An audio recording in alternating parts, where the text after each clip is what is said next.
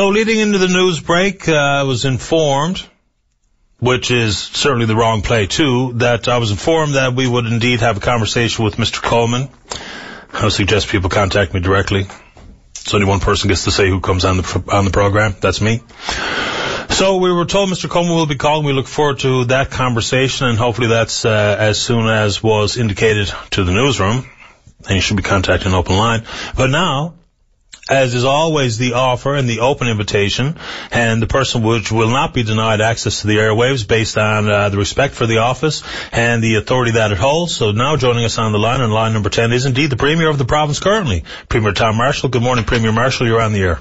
Good morning, Paddy. I was in Toronto for Jim Flaherty's funeral, and I was en route, and I understand that you were looking for me to go on.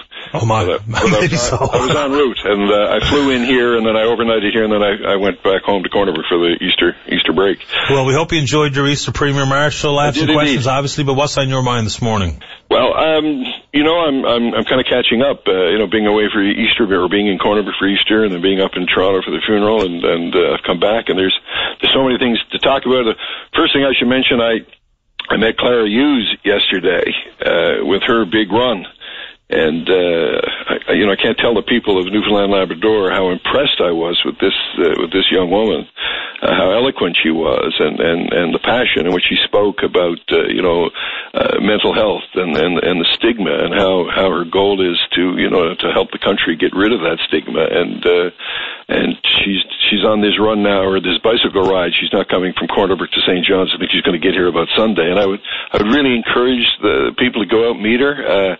She's very, very impressive and very, very inspirational. So that was the first thing I wanted to say. Well, she's one of our most celebrated athletes, and to be a multi-sport, a summer and winter Olympian is quite remarkable. Isn't it? Yeah, it's remarkable. It's amazing, and she's so friendly and likable and eloquent. My God, the young people today, right? They're so impressive. Well, and add to the fact that she has been one of the country's strongest advocates for mental health awareness, removal of stigma. Everyone should have enormous respect for Clara Hughes. I know I do. Very, very much so, because it affects, I think, every family in the country is affected by this, and she has an important message. She's trying to inspire us to start conversations in this province, in this country, and I encourage the people to go out and listen to her, because they'll be quite impressed. The other thing is a lot of talk about Frank Coleman. Of course, since I come back, as while I was up in Toronto for the funeral, I understand Bill Barry pulled out, and now that Frank Coleman will be the next leader of the PC party and the next premier of the province. That he will. And so, as the current premier, the interim leader of the party, I stayed impartial during the campaign. I thought we had some good candidates. I'm extremely disappointed that Bill Barry pulled out, because Bill talked about the message being more important to the job, and I was kind of disappointed that he pulled out before he got his message out. In other words, he missed out on the debates. He missed out on sending out policy pamphlets to the various delegates, and he brought a very interesting message, I think an important message, and I'm kind of disappointed that he didn't stay and get his message out, because I think it would have certainly helped the public discourse in this province. Yeah, when his perceptions that he was running against a stacked deck, people have used the phrase that the fix is in. Paddy, I gotta say, I've been involved around this party for a long time, and if there was ever a time when there was no fix, if there ever was a time when the deck wasn't stacked, it's this time. I mean, nobody from the inside was running. It was totally open there were 3 candidates. They were all outsiders. So the deck wasn't stacked. Except for the fact, though, that sitting cabinet ministers had only ever come out and supported one candidate, that being Mr. Coleman. So when the perception amongst the electorate is that, the phrase they use sometimes unfairly is puppet premiers and that kind of stuff, wouldn't it have been wise to have the sitting members of the PC caucus keep their nose out of it, so that there could be an open debate, and not have the perception even more inflated that there is a fix-in, when every cabinet minister trickled out what seemed to be very, very orchestrated, all endorsing one candidate and not Mr. Barry. He says he had no support, consequently not willing to spend his hard-earned money, and stayed out of it. Wouldn't it have been wise for the cabinet ministers to stay out of it as well? No, I have to disagree with that, Paddy, with all due respect. The deck wasn't stacked. It was wide open, and the candidates would go after the delegates. They go after the people that had a vote, yep. And they did that. And obviously, I mean, I got to tell you, I wasn't following that closely. I was staying impartial, and I had a government to run in the meantime. Oh, I respect that entirely. But what was happening is that, people are going to back the person they want to back. And that's not because the deck is stacked. It's but you sought to be prudent. One over the other, you sought to be prudent to stay out of it yourself, talking about the impartiality, allow the contestants to go ahead and debate the matters of public policy. Sure. If it was wise for the leader, why wouldn't it be wise for the members of your party, given the fact there was a public perception of the fact that it was a stacked deck?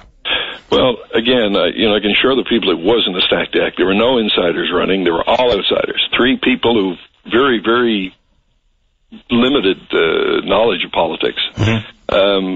But in these leaderships, people size up the candidates and they want to pick a winner. They want someone that can lead the party to victory, and they made their choice. And my concern, I expressed the concern, was that regardless of who you're backing, you should at least be polite and respectful of the other candidates, and go and hear them and listen to what they got to say. But people in a democracy can decide who they're going to back, and it appears that the overwhelming majority of them wanted Mr. Coleman. And let me talk about Frank for a while, because I'm hearing people saying they don't know Frank Coleman. Well, I know him. I've known him for a long time, and I can tell you that he is a decent man. He's an honorable man. He's a family man. He is a man of strong faith. He is smart. He is well educated. He's experienced in economics and business. He took a family enterprise and has built it into a large chain of grocery and furniture stores in competition with the big mainland chains, and he succeeded. And he's rebuffed, and this is what I love about him, is that he's rebuffed offers from these chains to buy him out. So he operates this Newfoundland-owned and operated company with all these stores, and he competes with the big chains, and he does it well. I'm delighted that someone of his caliber and his ability has said that, all right, he's been successful, but he wants to take time out to serve his province. And I'm delighted that someone with that ability and someone with his experience would do that. I think it's important that people do that. I respect anyone who takes the opportunity out of their own private lives to offer themselves for public service. It's a very difficult game, and you know that very well. Sure. One of the first things we know about Mr. Coleman, though, which has created some controversy, is his anti-abortion stance. Now, personal beliefs should be treated exactly that and respected as such. Sure. But when it comes to how that affects potential decision-making, do you understand, first off, how people are making something of this and how we see political importance in his position? At first, when I heard it, I said, well, why are they picking on him on this? But then I became aware of what's been going on in New Brunswick, because to me, I remember when I looked at the abortion issue, it was, a matter that comes within the jurisdiction of the federal government, when they brought in the abortion legislation. And it was struck down by the Supreme Court of Canada as being contrary to the Charter of Rights and Freedoms in the Constitution. And then the federal government rewrote the law, and that was struck down as well. And so the law is what it is, as laid down by the Supreme Court of Canada for what, about 3 decades now. But there's a nuance in New Brunswick, where Premier McKenna's government, the Liberal government in New Brunswick, brought in a regulation which said that if you want to get an abortion in New Brunswick, you can't get funding for it unless you get a committee of 2 doctors to certify that the abortion is medically necessary. Right. And I understand that was challenged by Dr. Morgenthaler, and the matter's been tied up in the courts, and I understand there may have been, delaying tactics or whatnot, and then Dr. Morgenthaler got old and died, and it's kind of fallen by the wayside. I was not aware of that, and, that regulation, that regulation may in fact infringe the Charter, but it hasn't been dealt with by the courts, at least to date. So I wasn't aware of that nuance, and based on that, I can certainly understand why it became an issue here. Regarding political party fortunes, do you think it's wise for Mr. Coleman to move away from the prepared statements and put himself forward to be, unfortunately for him, on the receiving end of the intense scrutiny that comes with the job, especially as it's presented with a one-man race to be the PC leader and then, of course, de facto premier? Do you think it's important he starts to speak out on these issues sooner than later before things get worse? Yes, and I'm sure he will. But bear in mind, and I think I've heard a lot of the commentary on this, but people should bear in mind that there's two parts to this. The first thing that Frank Coleman had to do, or the first thing that Bill Barry had to do, was try to win the leadership of the PC party. That was point number one. Mm-hmm. And to win that, we know where the votes are. The votes are with the MHAs, they're with the MPs, they're with the senators, they're with the people on the provincial executives, they're on the people on the district executives, plus the delegates that were getting elected at the district association meetings. So the effort had to be there. So Frank Coleman and Mr. Barry were putting their efforts on where the votes were, and that made a lot of sense. Because if you don't win the leadership of the party, you don't take part in the big election where you're talking to the people of the province. I think what's happened here is that Mr. Barry's pulling out of the convention, or putting out of the race, was a surprise to everybody. And I think everybody thought that the first stage would go to July the 5th, and then you become the leader of the party. And then after that, you switch to the next stage, which is the campaign to the general population.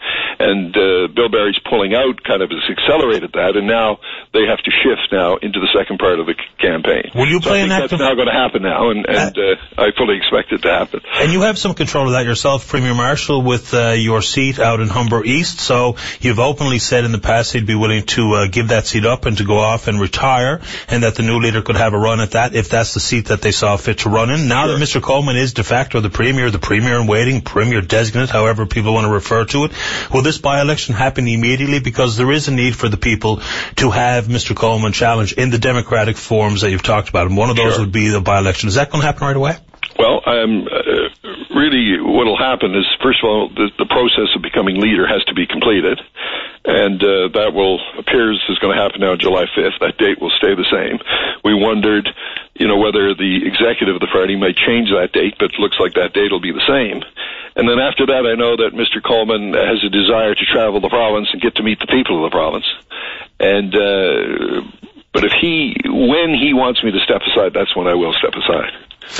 Is there do you think once again, serving the people of the province, enacting appropriate policy, I think we can trust many people in the province have that as their motivation as politicians, even though winning and holding government plays an active role. We all are not so silly to think that's not the truth. Right. Do you think now that we've got this kerfuffle over unelected premiers, and the distinct problem that people of the province have with that it's not only by-election appropriate sooner than later, not based on Mr. Coleman's want to travel 48 districts, but the need for the people to have that satisfied democratically, and also potentially the need for much more quicker general election than the fall of 2015. Your position on that, sir? Well, I agreed with the change that was made so that someone couldn't become the interim premier and rule forever without going to the people. There had to be a time in which a new premier would go to the people, and because the new premier doesn't have a mandate, and so you have to go to the people sooner rather than later.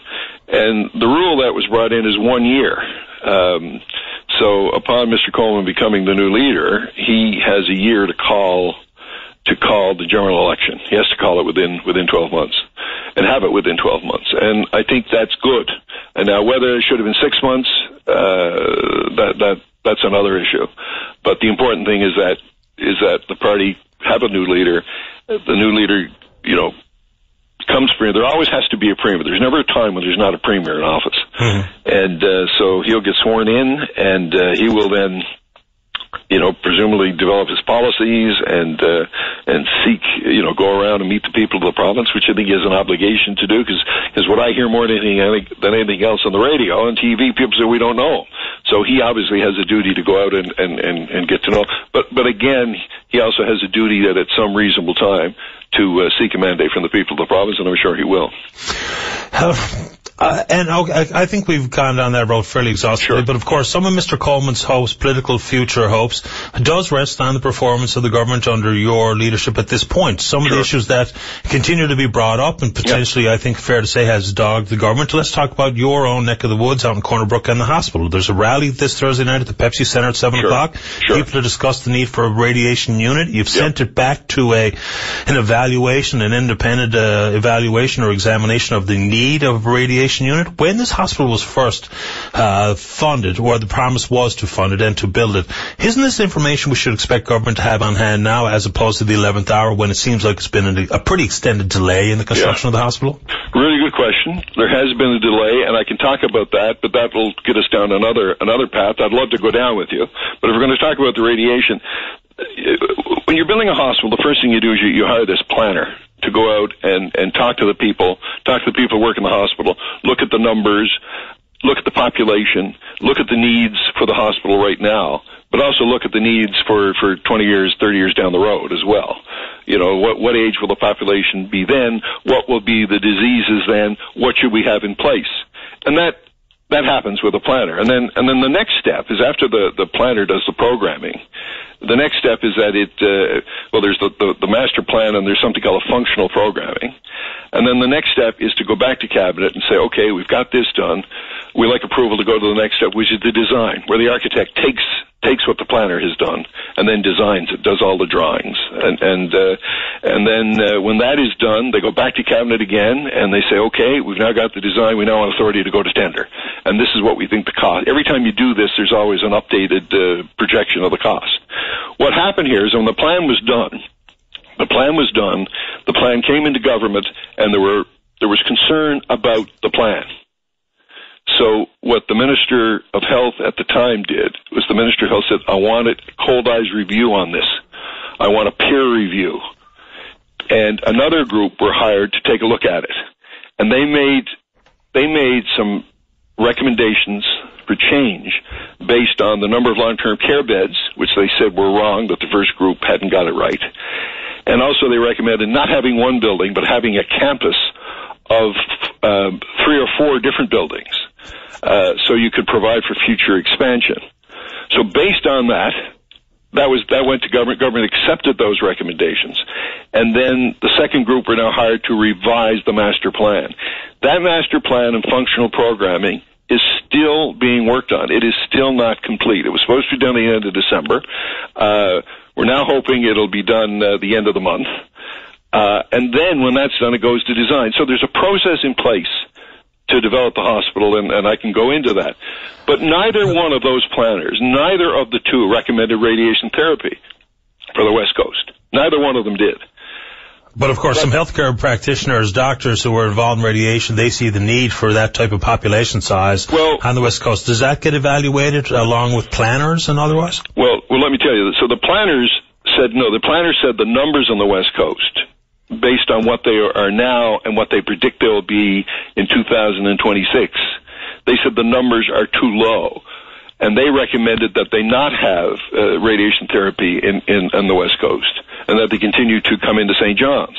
That's what they recommended. But there was a group out there that had real concerns about that. It's really an emotional issue out there. So government continued to seek more information. And we spoke to some people, some more medical professionals in Cape Breton and in Prince Edward Island. And they said, they had a totally different view. They said, yes, the numbers in Western Newfoundland would be low, but even if they're low, they felt they still should offer the radiation therapy in Western Newfoundland, because you had too many people on the road. And they talked about psychosocial therapy, and that it's important that people who are sick with a major illness and getting treatment for 7 or 8 weeks, that there are negative effects to being far from home and not being close to your family and not being close to your friends. So they have recommended, both Cape Breton and Prince Edward Island, that we do it. So now we've got one group of medical professionals saying no. We got another group of medical professionals saying yes. I support radiation therapy in Western Newfoundland, but I have to make sure that it is done safely, because if you don't have the people there to do it, and if you don't have the right equipment, danger can happen to people, and we don't want that. Yeah, we can't go halfway on that kind of stuff. You got to have the best. You got to have the highest standard in the country, and so I've now put money in the budget to get a group to come in and look at the facts and look at the evidence and look at what these two different groups have said, and say, okay, tell me the model that can work in Western Newfoundland and provide us with the highest quality of care for the people, and it can be done in a safe manner, because there's lots of examples where it hasn't been done safely. So, and hopefully this is the last time we do it, because the people of the province are anticipating, and I think fairly and rightfully so, expecting a decision on this front. I understand your position on the hospital. I'd like to get in a couple more before we go. You're talking about doing it right and the attention to costs and what have you. In the most recent report from the independent engineer on Muskrat Falls, of course we don't have final cost contracts being negotiated, so reliance on commercial sensitivities when we release info, but the overwhelming, I guess, one of the takeaways from that is that we do indeed, and this is echoed by Mr. Martin, is that we have pressures on cost and on schedule. So even Mr. Locke we've relied on for his economic evaluations of certain things. At some point he said that approaching $10 billion is a reasonable number where you step back and you wonder if we're on the right track. What level of concern do you have, given the fact that a lot of the public are absolutely concerned with how much money this is eventually going to cost?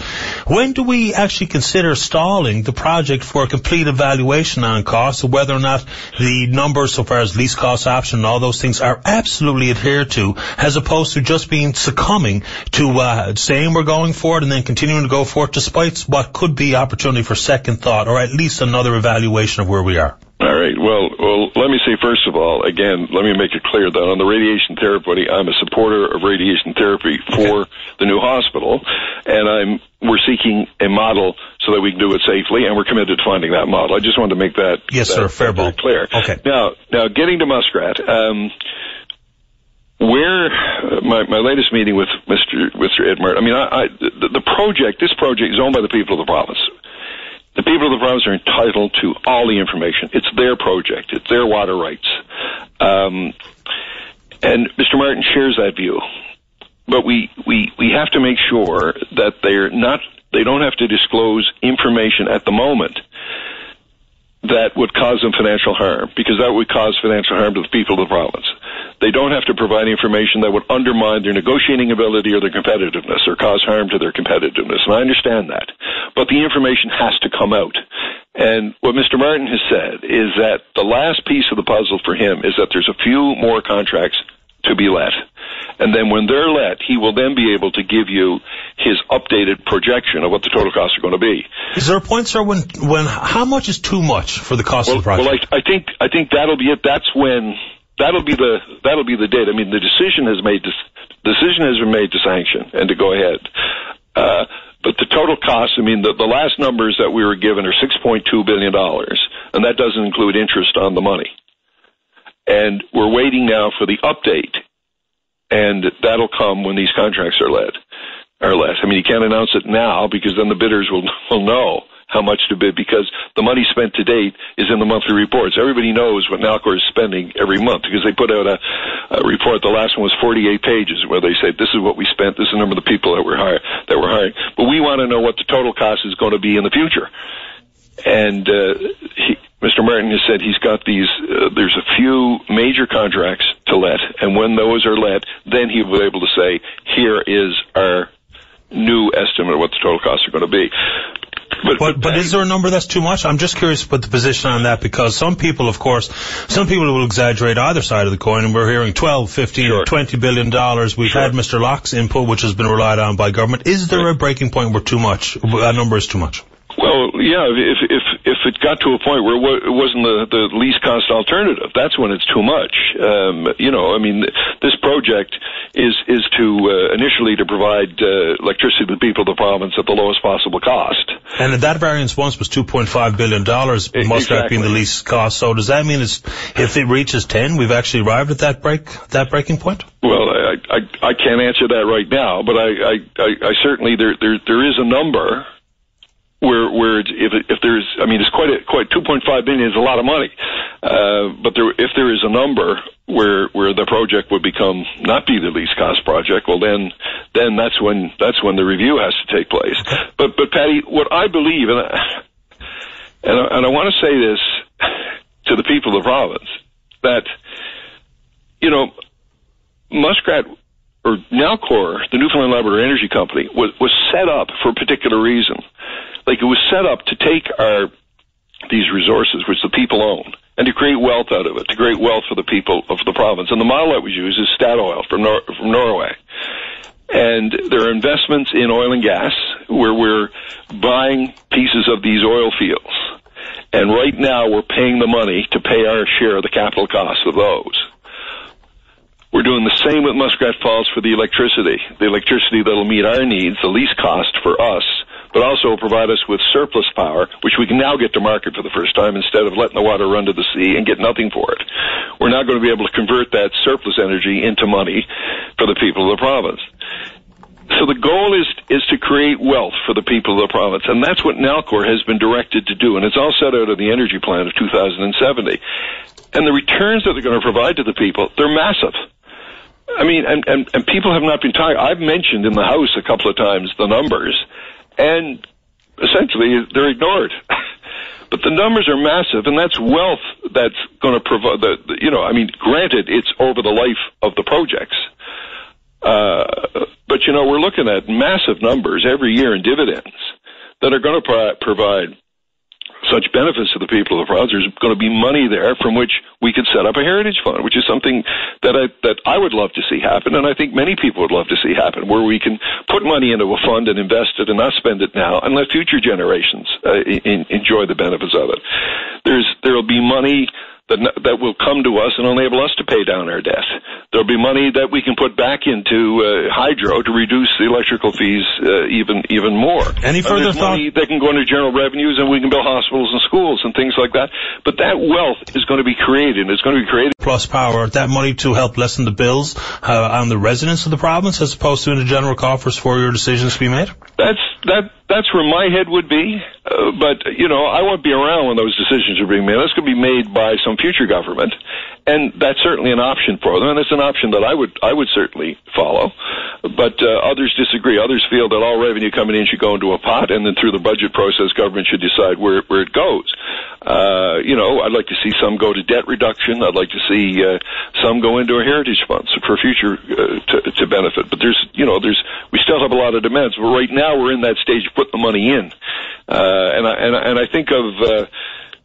I remember that our predecessors in government used to take out dividends from hydro every year, and then when we got in, we said no. That equipment is getting old. There has to be capital investment. So we said, let's leave the money in. Let's not take dividends. So we haven't taken dividends from hydro or from Nalcor for years. We're letting them reinvest in in our electricity system, invest in oil and gas fields, invest in Muskrat Falls. But there's going to be a big payback that is going to be massive in the future, and is going to benefit our children and grandchildren. It's going to be a wonderful legacy for them. And I don't think people are paying attention to that, and that's a story that's really got to be told. And you're welcome to join us on the program at your convenience. I appreciate your time this morning, Premier Marshall. Patty, it's always great to talk to you, and anytime you want me, call me, and I'll get back to you as soon as I get back to the province. We look forward to our next conversation. All the best, sir. Same to you. Bye-bye. Bye-bye.